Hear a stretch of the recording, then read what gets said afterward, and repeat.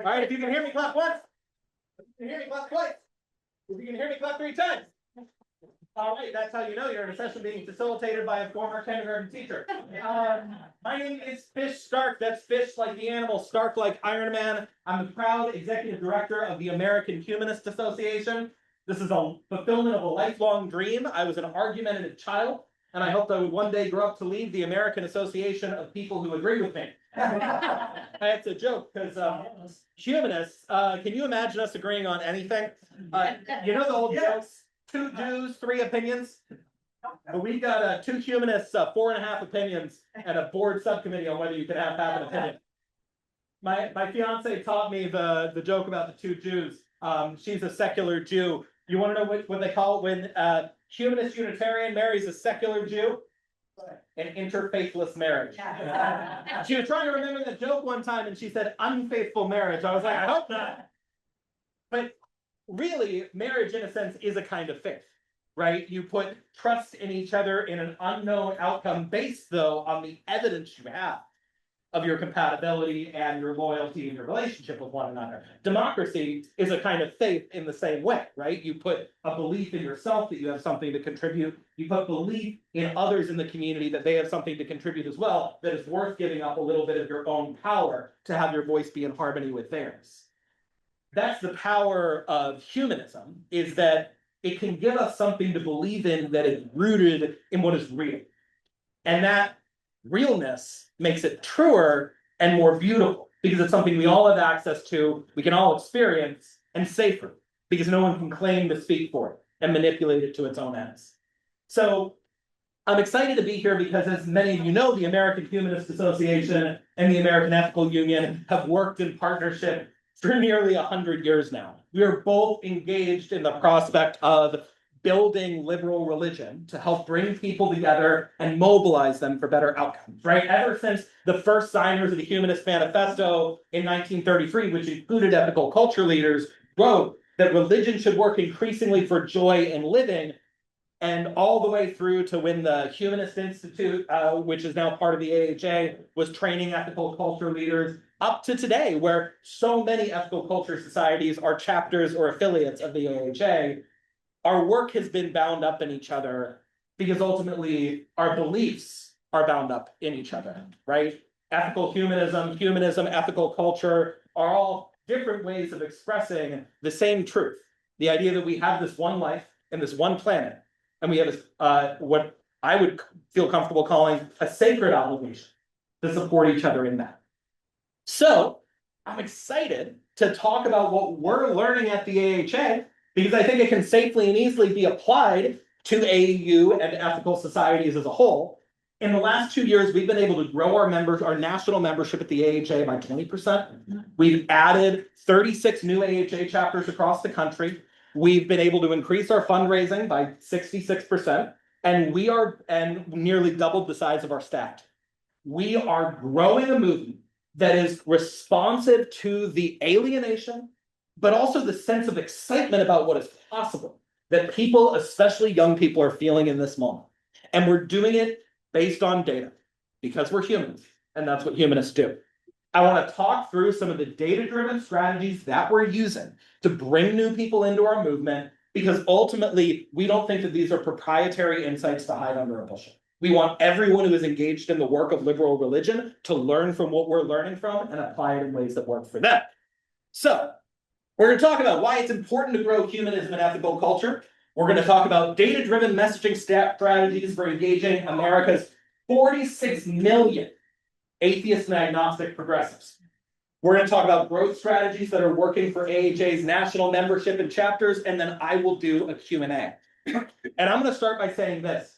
The reason that we have grown so much at the AHA is because we have driven a cultural change within our staff, board, and membership, where we understand that growth is a moral imperative.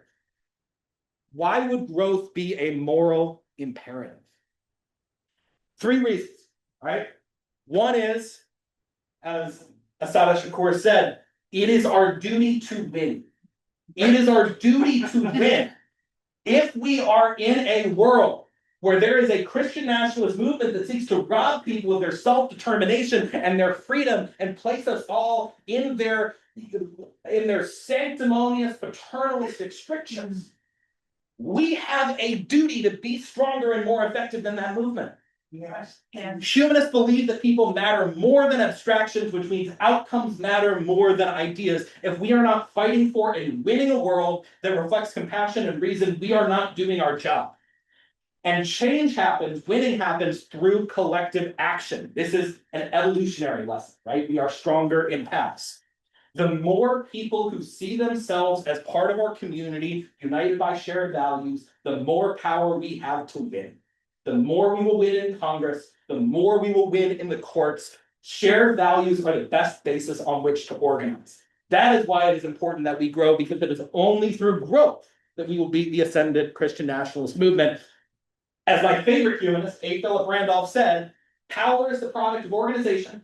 Organization is the product of unity. Unity is the product of understanding of a common interest. Second reason to grow. We can grow the number of people who, through humanism, are transformed because we know moral identity shapes behavior. The humanistic psychologists like Carl Rogers taught us that the stories we tell about ourselves to ourselves shape who we are, right? Rogers said the drive to congruence with our ideal selves is the best method of personal transformation. Identity confirming behavior drives the decisions we make every day. We want to feel like part of the groups that we're a part of. In other words, when people see themselves as humans, as ethical humanists, as part of ethical culture, as ethical actors, that's the way they act. Humanism is a belief system that drives moral and productive behavior, and that's why we need to grow it, because when it happens, we all benefit. As Kurt Vonnegut had said, we are what we pretend to be, and we have to therefore be conscious of what we pretend to be. The final reason it is a moral imperative that we grow is we are on the front lines of the loneliness crisis. People need community right now, and the non-religious are the most socially isolated group in America outside of seniors and people who live in one-stop life towns. Research, though, shows that people who participate in secular communities like ethical culture or Sunday assembly are just as happy, just as fulfilled as people who attend church. Those social communities matter for mental and physical health, and that community drives identity, healthy, meaningful identity. So, this is why it is important that we grow. And for several decades, this is the big idea. For several decades, the religious right has harnessed the power of moral identity to lead millions of Americans to fight for greed and intolerance and authoritarianism. There is nothing stopping us from harnessing the power of moral identity to mobilize tens of millions of Americans to fight for justice and equality and compassion and reason and science. The point of humanism is not to make more people atheists. It's not to have a bigger club that we can ban people from. The point of humanism is to win a more humanist world. And we can only do that if we grow. So, how do we grow? A lot of people have a lot of opinions about growth. This is one of my favorite tweets. I still call it Twitter. From an account I follow. This was right after the 2024 election. It said, I think people should calm down with the quote, if Kamala Harris adapted my exact set of policy preferences, she would have won. Takes. I have been in so many conversations in the liberal religious community where we sit around a room and we ask how we engage young people and people of color. And often it is a conversation full of white people, and I'm the youngest person there. I'm 30, and as my 24-year-old sister would remind me, I'm not young anymore. And what we're hearing, and I participate in this, we all participate in this, is rather than people saying what will work, it's people telling their own stories of what resonated with them. And if the stories that resonated with us were enough to build the movement we needed, more people would be. So, what do we do? What do we do? We can't just keep batting those same ideas around. We have to lead with our humanist values. So we went out looking for data. We got lucky. We had an incredible partner who donated $250,000 of marketing services. Anyone know or use Invisalign braces? So this is the former head of marketing for Invisalign, the person who came up with the slogan "Smile with Confidence" that turned Invisalign into a national brand. And we spent a year and $250,000 working with their marketing to develop an understanding of what especially younger people across America who are non-religious but who share our progressive ethical values believe in and want to hear from a community. And what we did 47 focus groups of those young people to hear the things that mattered to them, their values, their needs, the community they wanted to be a part of. We worked with experts to turn what we learned into pitches for humanists. And then we tested those different messages about humanism with a national survey of hundreds and hundreds of people giving their point of view. And we intentionally oversampled young people and people of color, right? Because we know that if we want to build a community that is more diverse, we need to be in conversation with the people we want to bring in. And we need to tell stories that are resonant with the communities that are not in the room. And so we said, we're not going to adopt a new messaging stack for the AHA unless it's at least as popular, and in fact more popular, with people of color and young people than it is with old white people. So this is a group of people who came together. You might recognize some of the faces in here. Candace Gorham, Vanessa Gomez-Brake, who came together in Chicago last year to take all that focus group data and turn it into insights. Drew McCoy, America's most popular atheist YouTuber, if any of you watch him.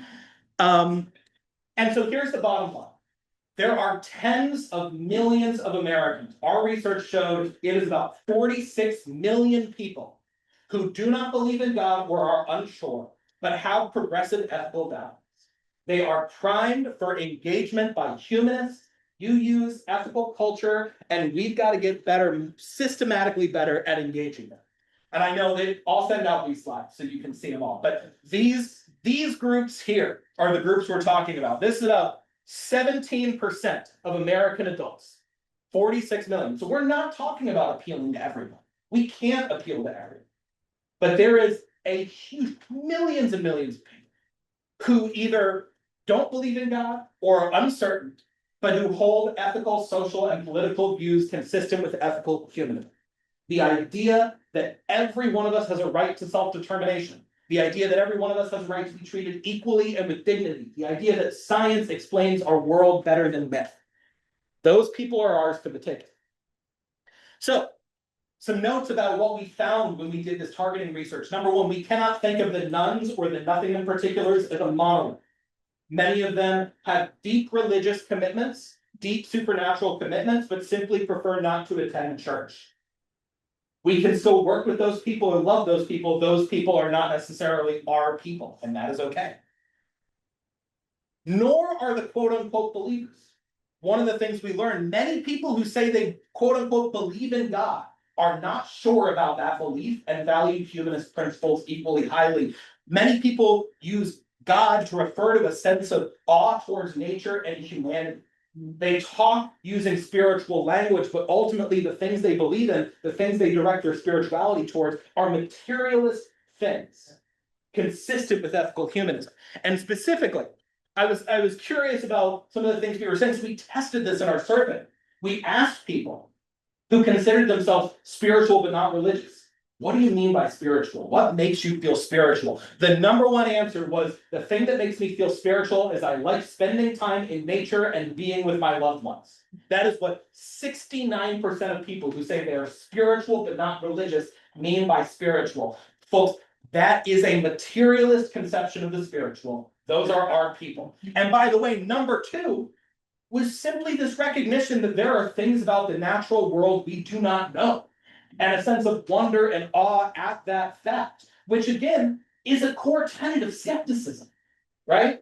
So we often tell simple stories about, the people who might consider themselves spiritual, or even people who use metaphorically this conception of God, or people who are engaged with religious traditions.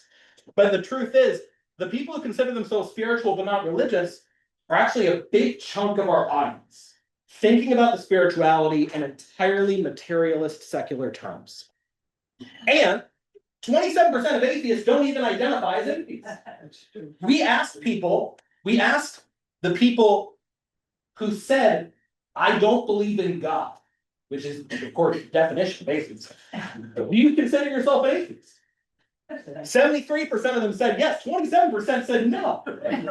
I'm an atheist, I'm not an atheist though. Spiritual but not religious got a lot of purchase, of course, agnostic. Here's the thing. Half of people didn't know the word humanist, but of those who did, a majority of those people were comfortable identifying as humanists, even though they didn't know the word well.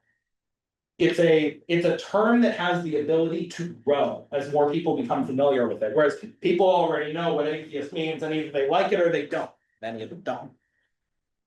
All I mean to say is that it's worth embracing an ethic of being curious, not judgmental. We often prejudge people who could be members of our communities based on what we understand about their background or the terms they use to talk about the same kind of meaning. So we started asking people about what is the language that they wanted to hear, because what we saw is that this myth that our people aren't joiners is just that, it's a myth.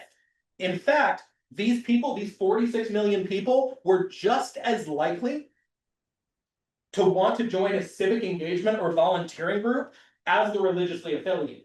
The people who are not are the people who believe in God but aren't going to church. But only 3% of them have ever participated in any group of atheists or agnostics or non-believers. Which tells you that the problem is not a problem of desire, it's a problem with the product. It's a problem with what we're trying to sell. So we asked people, what do they value? What are the values that motivate them the most? And when I was working in the tech industry, we were making apps that help kids develop positive mental health. And if you want to have a really hard time trying to sell a product, try to sell a parent an app for positive mental health for their kid. It was not going particularly well. They're like, you think there's some kind of problem with my kid? We were especially having trouble with families of color and new immigrant families. And we did this same survey where we surveyed hundreds of parents and we asked them to rank the things they wanted for their child. And the thing they ranked number one, above good manners, above hard work, above responsibility, was confidence. And we were like, oh, well, confidence is kind of the opposite of anxiety and depression.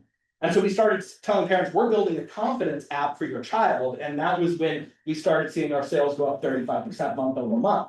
If we tag the way we talk about our work to the values held by the people who share our commitments, if we talk about our commitments in the same kind of language they use, that is the kind of transcendent connection that makes people feel welcome in a group, rather than a group that asks them to change their language to the preferred modality that the group is using.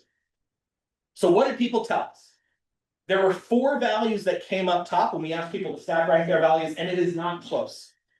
Empathy, open-mindedness, honesty, and compassion beat the pack by a wide margin. Again, this is a national survey of people, representative except for the fact that we oversampled young people and people of color. They wanted to hear about empathy, open-mindedness, honesty, and compassion. And then we asked them, what were their biggest unmet needs? What were the things that they cared about the most and really wanted for themselves?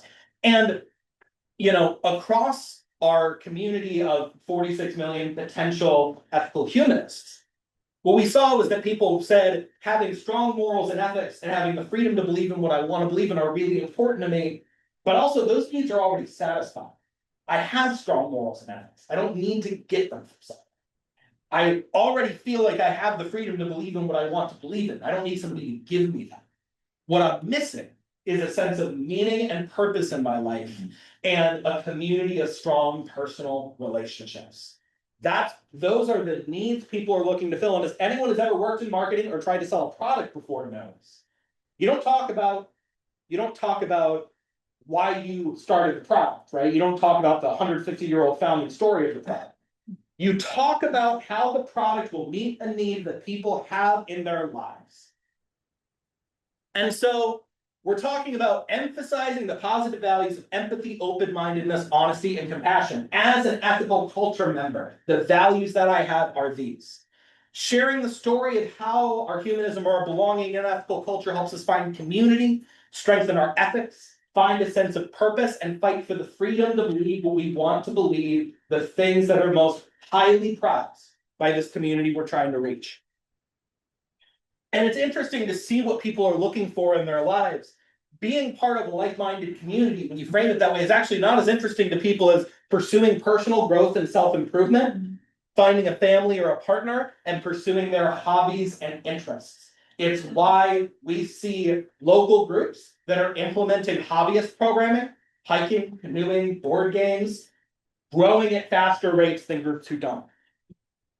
So, let me tell you the message that made people 44% more likely to identify as humanist after hearing it, more than any of the other messages we tested.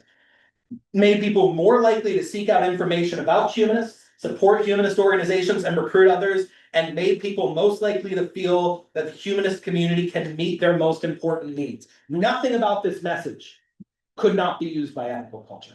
And we offer it, again, we offer it to use however you like, because again, our fates are bound up together. We are fighting for a more compassionate world.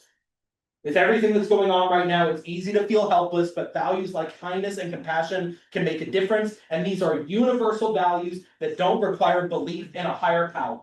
We believe everyone has fundamental rights, there's no room for bigotry or hatred, so we are fighting for a more compassionate world and better future. That was the message that jumped off the page, that was even more popular with younger people and people of color, that made people say, not just, I think I might be a humanist, but I want to seek out humanist community and participate in it. And what we heard in our focus groups was that people are tired of all the nastiness, but they recognize that we are in a time in our society where we have to fight in order to win. And so they want to hear from organizations that are willing to take decisive action, but from a place of compassion, empathy, and universal dignity.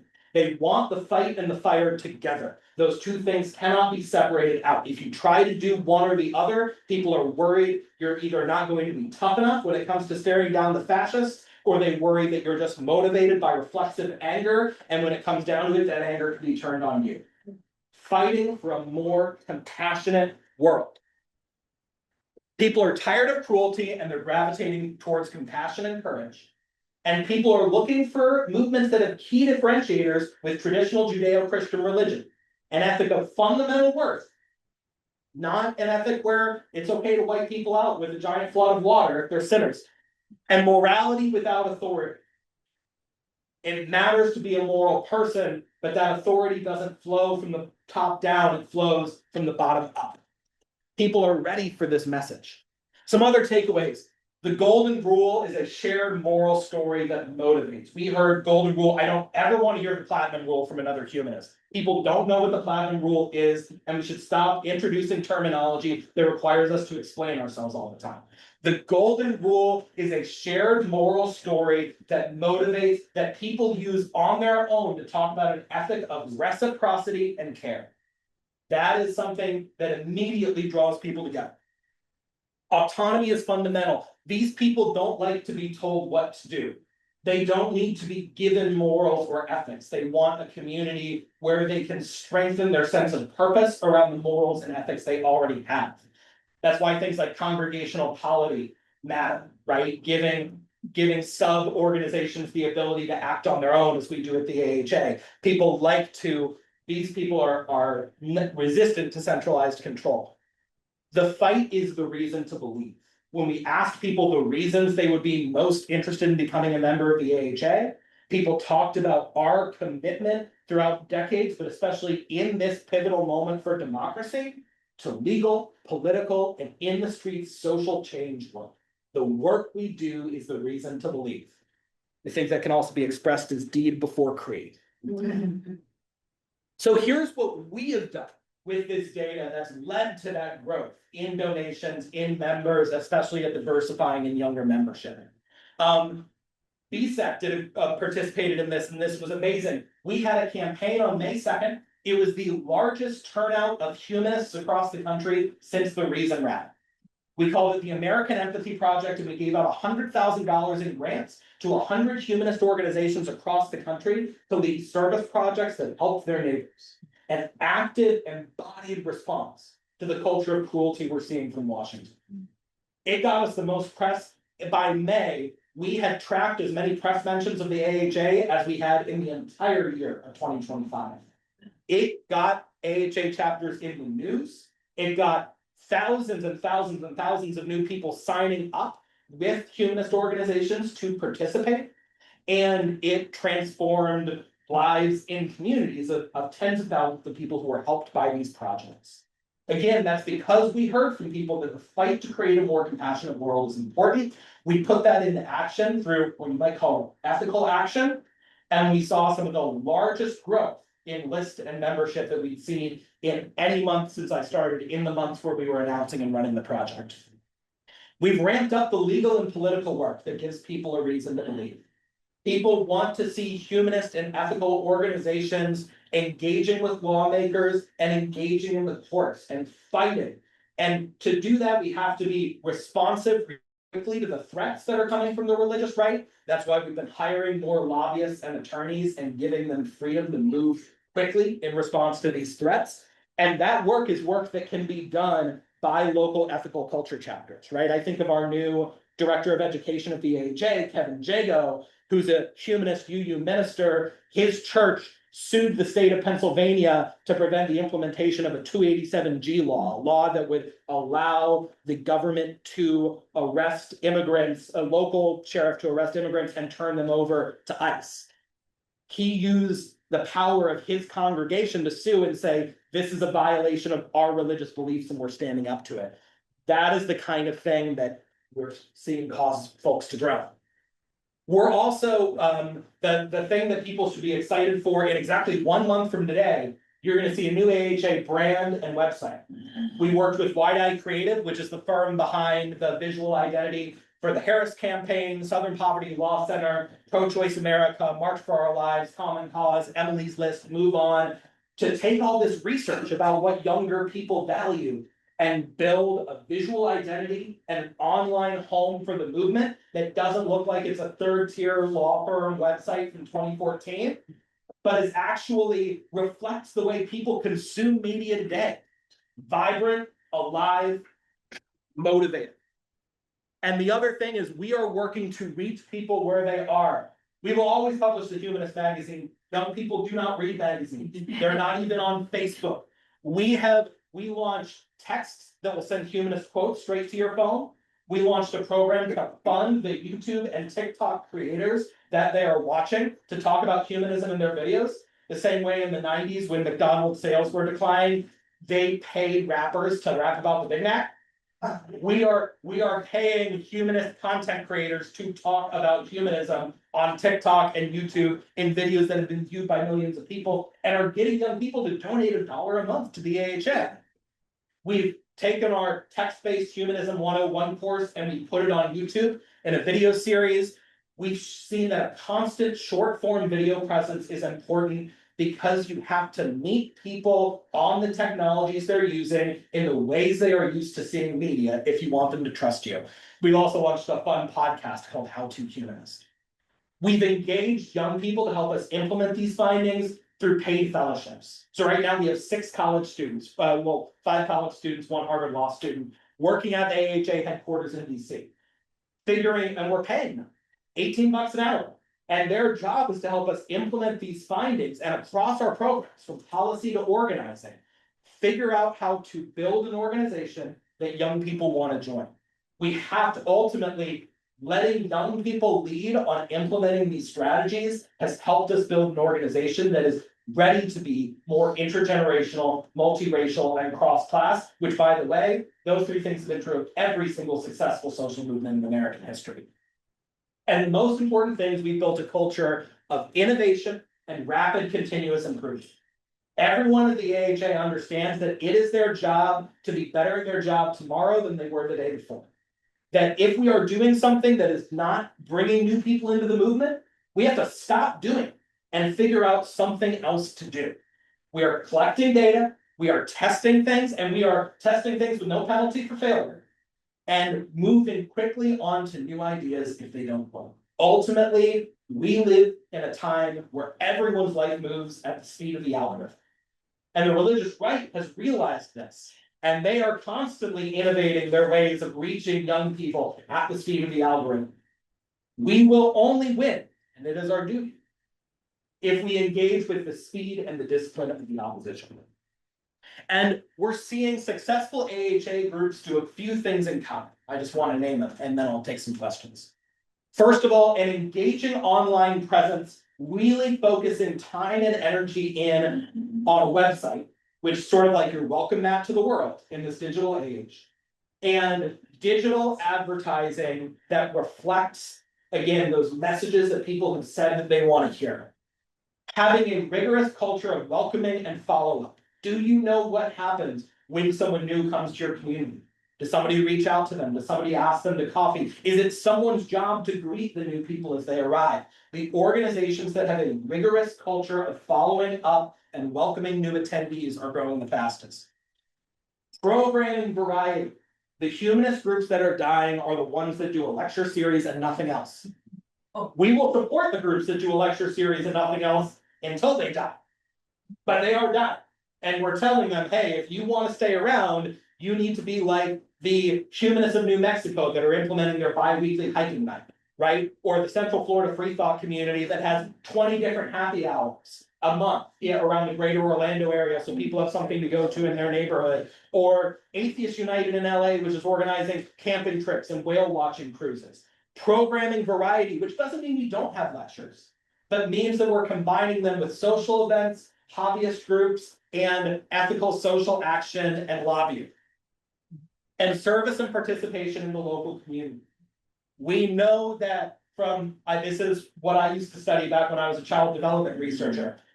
Service work is one of the strongest ways to inculcate a group identity.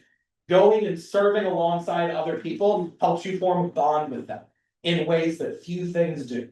And having those relationships with the local community isn't just a form of ethical engagement, it's also an inbound marketing tool.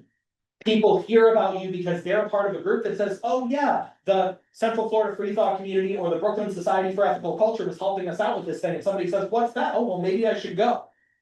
Those relationships that take time to build and that take showing up to make real have been one of the strongest predictors of whether an AHA chapter is growing, declining, or stagnant.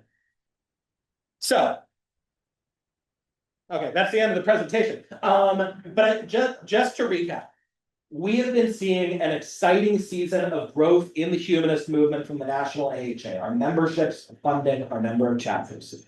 We've done it, number one, again, because we've had a commitment to meeting the moment with speed, energy, and discipline. But we've done the humanist thing, and we've relied on data, and we've asked people what is the language and the story that resonates with them, and we've relentlessly calibrated to what we've learned. All of this I offer in a spirit of collaborative generosity. Take what is useful, leave what is not. This is our strategy, but we want to see strategies that work applied across the liberal religious movement, because again, we think when ethical culture grows, we grow. We think when we grow, ethical culture grows. And we think that a lot of our people, we know a lot of ethical culture people are our people. We think a lot of our people could be ethical culture people. I do believe that something we're going to see in the next 10 years is a massive market for congregational humanism as people become more frustrated with living in an atomized society, continuously alienated with our experiences being mediated through our phones. My generation is going to seek a return to the land, and by the land, I mean the actual act of communicating with people in person. If we can be, the religious right understands this. It's why they're marketing so much to young people. And this is what Cambridge Analytica does. We all know what Cambridge Analytica is. Their major innovation was they empowered the religious right to use metadata to seek out people who were lonely, who were experiencing, who had just been through a divorce or lost a parent. They targeted people at the moments in their lives where they needed people most. And they didn't say, we're drafting you into this extreme religious philosophy, this right-wing political belief system. They said, do you need somewhere to belong? There's nothing stopping us from doing the same thing around a theology that is real, a set of values that are right, and with a community that sustains people's lives rather than diminish them. So I'm super excited to be talking to y'all, and I'm excited to take your questions. Thank you.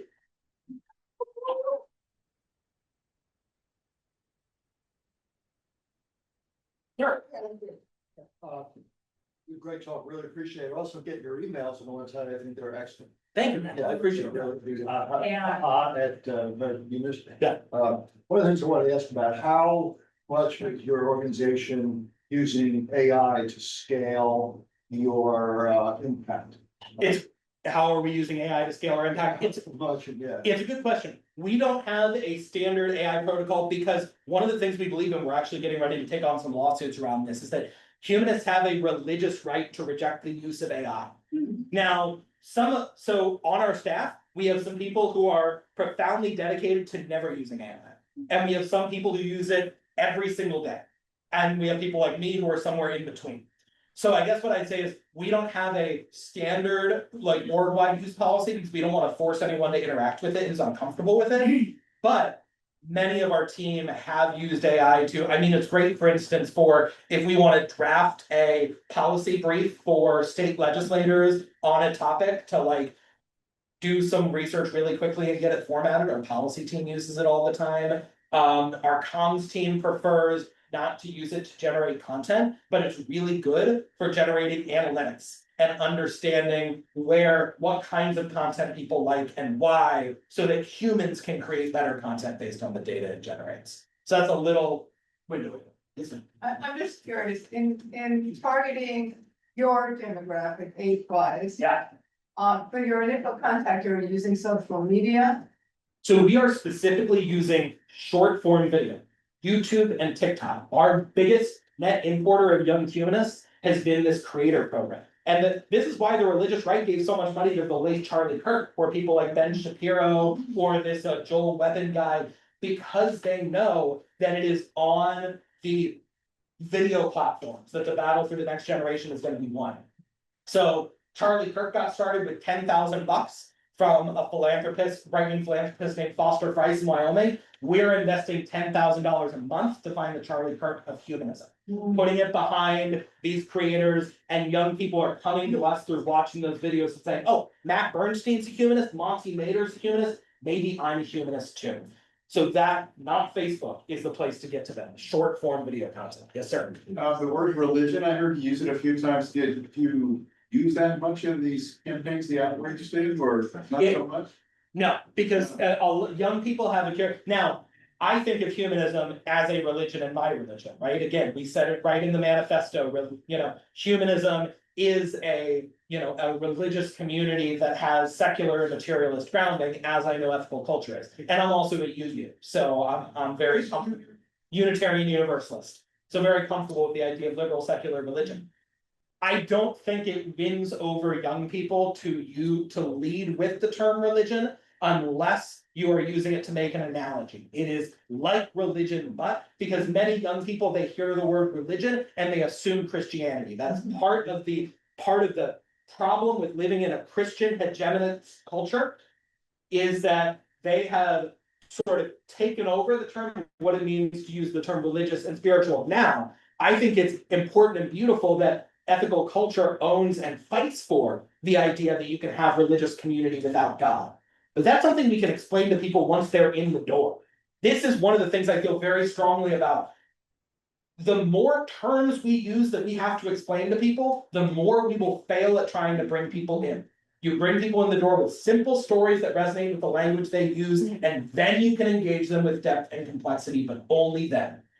Yes, sir. Last time you were here, you talked about why humanists are not atheists, but do you think it's good not to be able to say, we do not believe in them, don't accept them?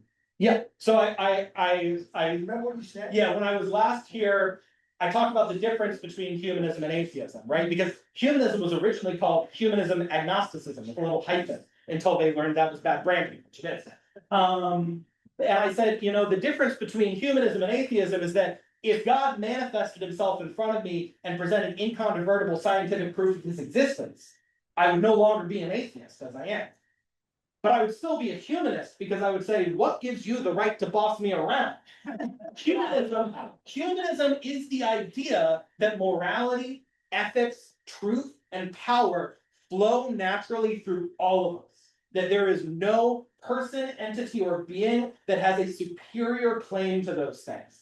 Science, right, is a great example of humanist principles in action. We don't believe in science because we think Newtonian physics is magic and self-evidently true.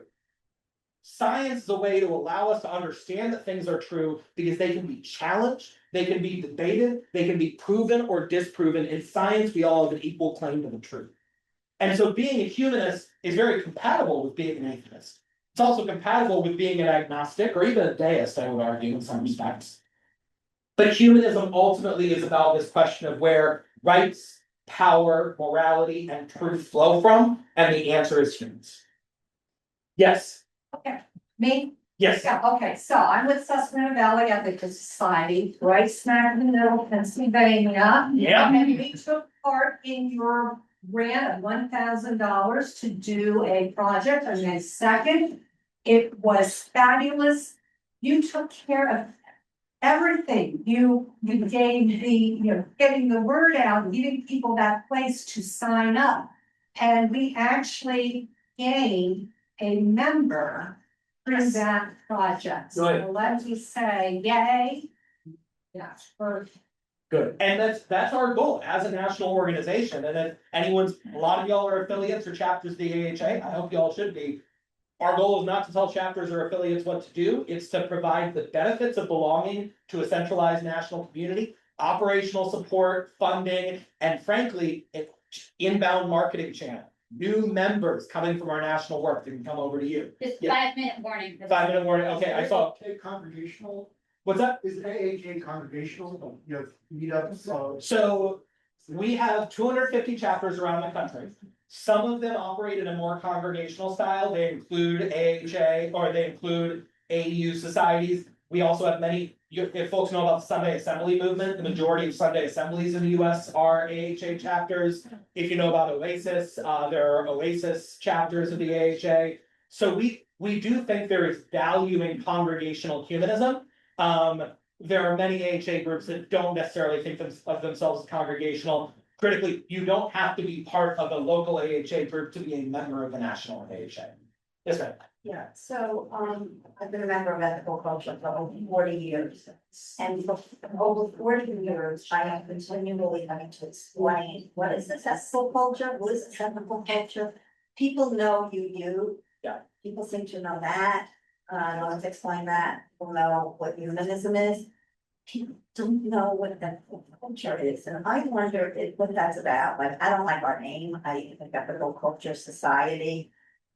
Well, I think what we found So- is simple stories that resonate with the values and needs that people already have and language they already understand.